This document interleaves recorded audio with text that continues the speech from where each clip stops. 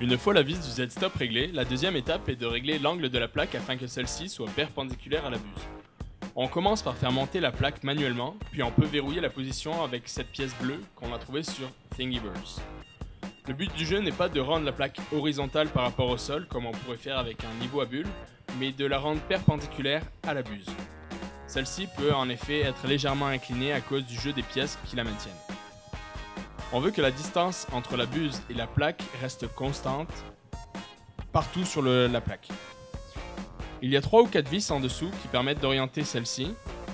Et on peut utiliser donc ce tournevis qui est fourni normalement avec l'imprimante. La technique que je recommande si la plaque est vraiment déséquilibrée, comme par exemple après un changement de buse, est de tout visser à fond, puis de desserrer au fur et à mesure pour orienter la plaque. Si on fait l'inverse, on risque de se retrouver avec une vis qui est vraiment desserrée et qui peut tomber lors de l'impression.